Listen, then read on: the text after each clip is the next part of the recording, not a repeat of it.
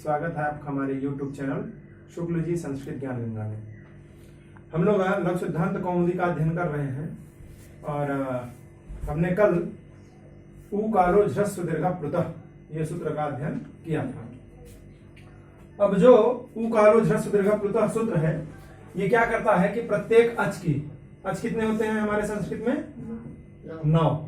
ये प्रत्येक अच को क्या करता है ह्रस्व दीर्घ और प्लुत इन तीन भेद से तीन तीन प्रकार का कर देता है। कितने प्रकार का? तीन प्रकार का। सूत्र हमारा है कौन सा? ऊ कालो झ्रस्व दीर्घ प्लुतः।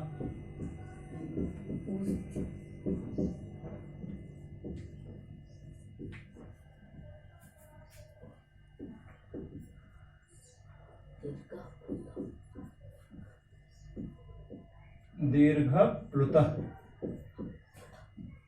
ठीक है। ये सूत्र है हमारा। वो कहता है ऊ माने ये एक वर्ण विशेष है, तो ऊ जो काल है उसमें कौन कौन से काल आते हैं? तो उश्च,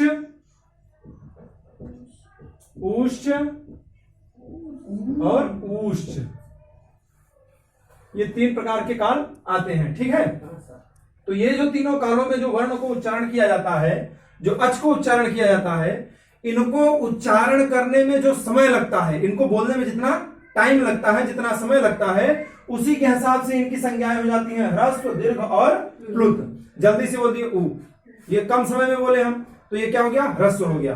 थोड़ा ज्यादा समय लेके बोले ऊ तो ये क्या हो गया? ज्यादा समय लगा, ज्यादा समय लगने के कारण दीर्घ हो गया। और जब ज्यादा समय और ज्यादा बोलेंगे ऊ तो ये क्या हो गया? हमारा प्लुत हो गया। अब यहां पर एक शंका आती है कि ऊ को ही क्यों ग्रहण किए हैं, तो हमने कल समाधान भी किया था कि जैसे मुर्गा होता है ना, मुर्गे की आवाज बिल्कुल स्पष्ट होती है, तो वो तीनों प्रकार की वर्णों का उच्चारण करता है, ह्रस्व भी करता है, दीर्घ भी करता है और प्लुत भी करता है। कु कुड़ु कू, कु कुड़ु कू, तो कू ऊ किया, ऊ की बाद फिर कू, थोड़ा और दीर्घ हुआ, फिर ऊ कर दिया तो वो क्या हो गया? प्लुत हो गया। इसलिए उन्होंने वो स्पष्ट उच्चारण होने के कारण, और हम लोगों ने सुना भी है, ह्रस्व दीर्घ प्लुत तीनों आवाजों को हमने सुन रखा है, इसलिए उन्होंने यहां पर ऊ विशेष का क्या किया है? बोध किया है, ठीक है। अब हम आगे समझते हैं कि ये तीन प्रकार के हमारे वर्ण हो गए। जैसे ये हो गया हमारा ह्रस्व, ये हो गया हमारा दीर्घ और ये हो गया हमारा प्लुत, ठीक है। अब ये क्या होते हैं? सब प्रत्येकम उदात्तादि भेदेन त्रिधा। एक होता है उदात्त, एक हो जाता है अनुदात्त और तीसरा होता है स्वरित। ये सारी बातें हम कल देख चुके हैं, केवल आप लोगों के माइंड में आ जाए इसलिए हम बता रहे हैं, ठीक है। अब तीन प्रकार का ये ह्रस्व हो गया, उदात्त अनुदात्त स्वरित। फिर ऐसे ही तीन प्रकार का दीर्घ भी हो जाएगा, उदात्त अनुदात्त और स्वरित। ऐसे ही ये प्लुत भी हो जाएगा, उदात्त अनुदात्त और, तो कुल मिला के कितने भेद हो गए? तीन तरीका 9। तो ये एक ऊ मात्र कितने प्रकार का हो गया? 9 प्रकार का हो गया। और ये जो 9 प्रकार के हमारे अच हैं उसके लिए वृत्ति लिखते हैं समाहार स्वरिता में, जो स्वरित करने वाला संज्ञा है, लिखते हैं कि स 9 विधोपि प्रत्येकम अनुनासिक अनुनासिक भेदेन द्विधा। अनुनासिक और अनुनासिक भेद से क्या होते हैं? 2 प्रकार के होते हैं। एक होता है अनुनासिक और दूसरा होता है अनुनासिक। अनुनासिक कैसे लिखा जाता है? मान लीजिए हमने अ को ले लिया, किसको ले लिए? अ को। तो अ के ऊपर ये जो चंद्र बिंदु होता है इसको अनुनासिक कहते हैं। सिर्फ अगर बिंदु है तो वो अनुस्वार कहलाता है। क्या कहलाता है? और चंद्र बिंदु है तो क्या कहलाएगा? अनुनासिक। और अनुनासिक का तात्पर्य होता है कि जिसमें अनुनासिक ना हो, जिसमें अनुनासिक वो क्या कहलाएगा? अनुनासिक। तो ये अनुनासिक हो गया। ये बात समझ में आ गई? अब देखिए, अगर ये 9 प्रकार का हमारा स्वर है तो ये उदात्त भी 2 प्रकार का, अनुदात्त भी 2 प्रकार का, स्वरित भी 2 प्रकार का, तो ये कितने प्रकार का ह्रस्व हो गया? 6 प्रकार का हो गया। ह्रस्व कितना हो गया? 2 प्रकार का उदात्त, 2 प्रकार का अनुदात्त, 2 प्रकार का स्वरित, तो 3 दूनी 6 हो गए ना। ऐसे ही ये भी 2-2 प्रकार के हो जाएंगे तो ये भी 6 हो जाएगा। ये भी ऐसे ही 2-2 प्रकार के हो जाएंगे तो ये भी 6 हो जाएगा। तो 6 18 हो गया कि नहीं? तो हमारे कुल मिला के आज कितने प्रकार के हो गए भाई? देखिए, ये जो उदात्त है ये अनुनासिक है, ये अनुनासिक है। फिर ये भी ऐसे ही है, अनुनासिक है, और ये अनुनासिक है। फिर ये भी ऐसे ही है, अनुनासिक है और ये अनुनासिक है। ऐसे इसमें भी हो जाएगा अनुनासिक और अनुनासिक, ये भी दो प्रकार का, अनुनासिक और ये अनुनासिक, अनुनासिक और फिर ये अनुनासिक। ऐसे ये भी हो जाएगा अनुनासिक, अनुनासिक, ये भी हो जाएगा अनुनासिक, अनुनासिक, ये भी दो प्रकार का, अनुनासिक और अनुनासिक। तो कुल मिला के कितने प्रकार के हो गए? 18 प्रकार। हो गए कि नहीं? 6 इसमें है, 6 इसमें है और 6 इसमें हो गए। अब इसको लिखा कैसे जाता है हम आप लोगों को लिख के बताते हैं, ठीक है? इसको इरेज कर देना। बात समझ गए कितने कौन कौन से होते हैं? हाँ सर। उदात, अनुनाद, स्वरित, अनुनासिक। हम फिर से एक बार लिख दे रहे हैं। देखिए यहां पर ह्रस्व है, ये हमारा ह्रस्व हो गया, ठीक है? अब ह्रस्व का पहले उदात, फिर अनुदात और उसके बाद फिर क्या आएगा? स्वरित। स्वरित। अब इसमें देखिए दो पार्ट हम कर देते हैं, एक यहां एक यहां। ये अनुनासिक रहेगा अनुनासिक और ये अनानुनासिक रहेगा, ठीक है? इसमें भी हम ऐसे दो पार्ट करते हैं, एक अनुनासिक रहेगा और दूसरा अनानुनासिक। इसमें भी दो पार्ट कर देते हैं, एक अनुनासिक हो जाएगा और दूसरा अनानुनासिक हो जाएगा, ठीक है ना? Yes sir. ये ऐसे ह्रस्व के हो जाएंगे, फिर इसी के बगल में दीर्घ हो जाएगा और फिर इसी के बगल में प्लुत हो जाएगा, ठीक है? अब हम देखते हैं कि लिखा कैसे जाएगा। मान लीजिए हम अवर्ण को लेते हैं, किसको? अवर्ण ले रहे हैं। कैमरा नहीं कैच कर रहा होगा ना, यहां लिख देते हैं। अवर्ण को हमने ले लिया, ठीक है? अब अवर्ण का जो ह्रस्व है तो पहले हम ह्रस्व लिख दिए। ये क्या हो गया हमारा? उदात्त में किसी भी प्रकार का कोई स्वर नहीं लगा होता है, कोई भी मात्राएं नहीं लगी होती है, तो इसमें कोई मात्रा नहीं लगाएंगे।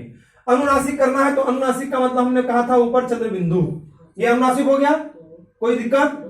ये हो गया ना हमारा ह्रस्व उदात्त अनुनासिक। अनुनासिक को लिखेंगे तो देखिए ह्रस्व हो गया हमारा ये, उदात्त का मतलब कहीं भी कोई मात्रा नहीं लगेगी और अनुनासिक का मतलब ये जो चंद्र बिंदु है ये भी नहीं रहेगा, तो ये अनुनासिक हो गया, ऊपर अनुनासिक हो गया और नीचे वाला अनुनासिक हो गया।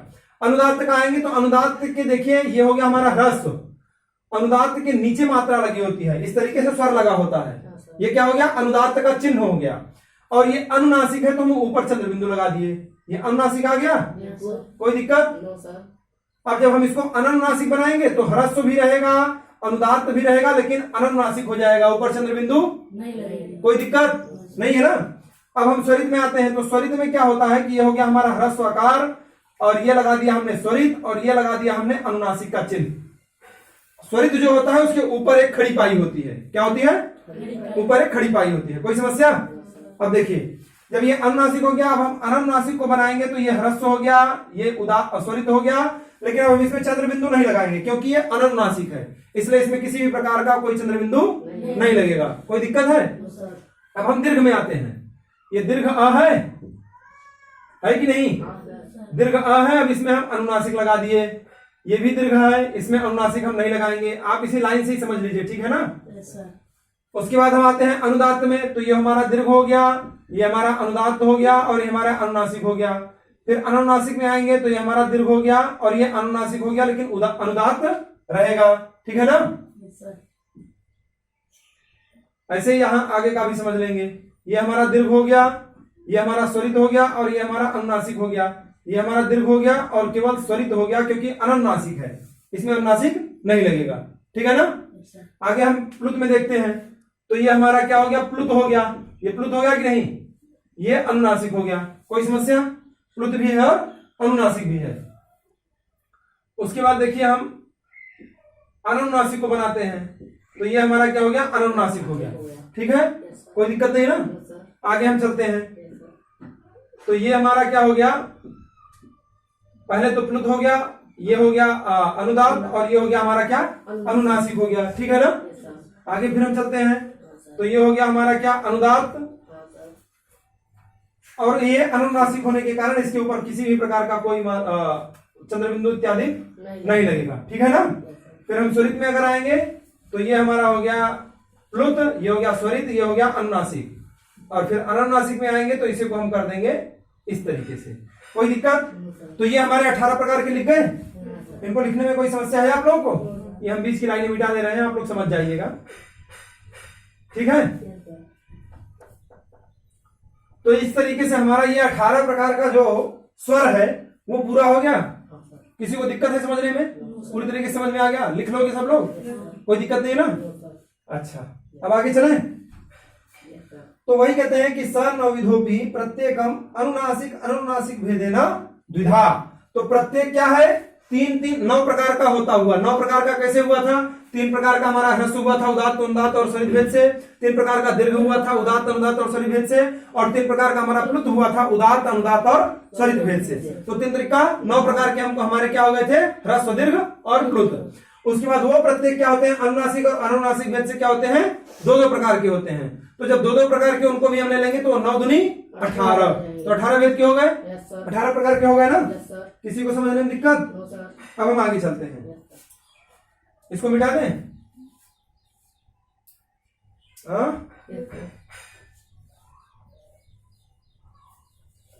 अब आगे हमारा है अनुनासिक और अनुनासिक संज्ञा करने वाला सूत्र।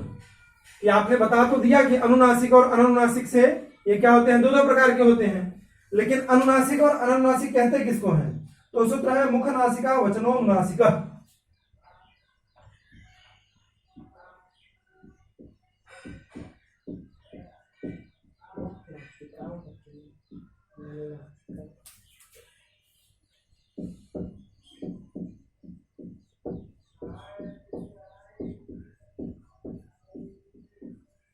मुख नासिका वचनो नासिका, ठीक है।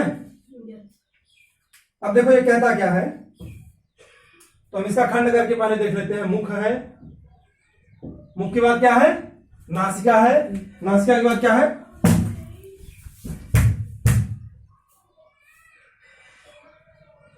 नासिका के बाद क्या है? वचन है।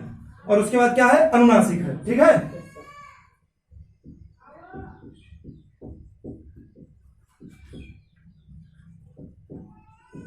वचन फिर अनुनासिक।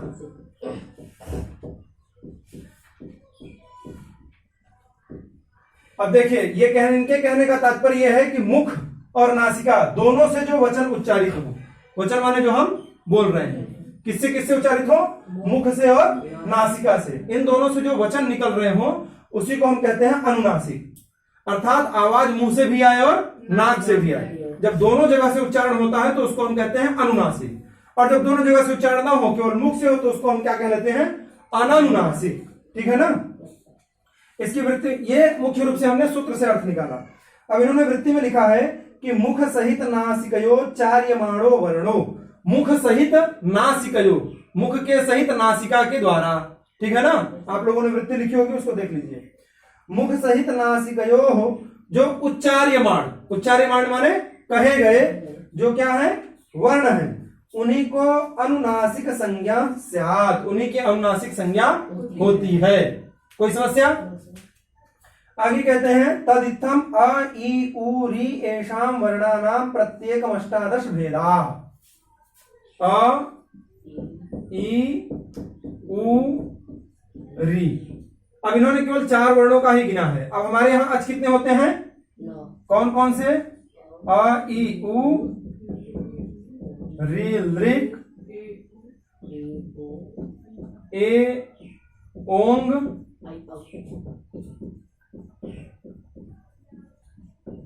आई औच। ये 4 हमारे अच संज्ञा करने वाले क्या हैं? वर्ण हैं, सूत्र हैं, ठीक है। अब इसमें कितने वर्ण आते हैं? अ ई उ री री ए ओ आई औ। ये 9 वर्ण आते हैं कि नहीं? लेकिन इन्होंने कितने का ग्रहण किया है? केवल 4 का। तो बोले बाकी, तो अब आगे बता रहे हैं। ये जो चारों हैं, ये चारों 18 प्रकार के होते हैं। कितने प्रकार के होते हैं? 18 प्रकार के होते हैं। जो लृ होता है, लृ, ये लृ केवल 12 प्रकार का होता है। कितने प्रकार का? पूछे क्यों? क्योंकि इनका ह्रस्व नहीं होता, सॉरी इनका दीर्घ नहीं होता। लृ का क्या नहीं होता? दीर्घ नहीं होता। तो देखिए ह्रस्व के 6 भेद थे, हमने तभी करके दिखाया था। दीर्घ के भी कितने भेद हैं? 6 भेद हैं। और प्लुत के कितने भेद हैं? 6 भेद हैं। तो जब दीर्घ नहीं रहेगा तो कितने बच्चे? 6 और 6 तो 12 भेद होगा इंद्री के, हो गए ना। अब एच माने ए ओ आई औ, इन एच की भी केवल 12 ही संज्ञाएं होती हैं, 12 ही प्रकार के ये भी होते हैं। बोले क्यों? बोले क्योंकि उनमें ह्रस्व नहीं होता। क्या नहीं होता? ह्रस्व नहीं होता है। तो जब ह्रस्व नहीं रहेगा तो बाकी कितने बचे दीर्घ और प्लुत मिला के? 12। समझ में आई बात? कोई दिक्कत? अब वृत्ति में वही लिखते हैं, हम पढ़ रहे हैं, आप लोग देखिएगा, ठीक है। वृत्ति में लिख रहे हैं कि मुख सहित नासिकयोच्चार्यमाणो वर्णो नासिक संज्ञा स्यात्। मुख के सहित जो नासिका से उच्चार्यमाण वर्ण होते हैं उनकी कौन सी संज्ञा होती है? अनुनासिक संज्ञा होती है। तदित्थम अ इ उ रि एषां वर्णानां प्रत्येकम 18 भेदा। अ इ उ रि इन चारों की क्या होती है? 18 भेदा। ये 18 प्रकार के होते हैं। और लृ कितने प्रकार का होता है? तो इसमें दे रहे हैं कि लृ वर्णस्य 12। लृ कितने प्रकार का होता है? 12। 12 माने 12, सिर्फ 12 प्रकार का होता है। बोले क्यों? तो कह रहे हैं तस्य दीर्घाभावात्, उसमें दीर्घ का क्या होता है? अभाव होता है, दीर्घ नहीं होता है।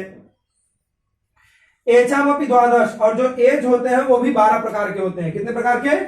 बोले क्यों? तो क्योंकि इसमें क्या होता है? तेषाम ह्रस्वाभावात्, उनमें ह्रस्व का अभाव होता है। तो देखिए ह्रस्व इसमें नहीं होते हैं, इसलिए 12 प्रकार का एच हो गया। लृ में दीर्घ नहीं होता है, इसलिए लृ भी 12 प्रकार का हो गया। और बाकी अ इ उ रि ये जो चारों हैं ये कितने कितने प्रकार के होते हैं? 18 प्रकार के। ये बातें समझ में आ गई? कोई दिक्कत? अब देखिए अगला जो सूत्र है वो बहुत ही महत्वपूर्ण सूत्र है, कहते हैं सबसे क्लिष्ट यही सूत्र है। आप लोग अगर ध्यान से देखेंगे तो आप लोगों को कोई कठिनाई नहीं रहेगी, ठीक है। हम थोड़ी सी जानकारी आज इसके बारे में बताते हैं, पूरी तरीके से चर्चा हम कल करेंगे। सूत्र है तुल्यास्य प्रयत्नम सवर्णम।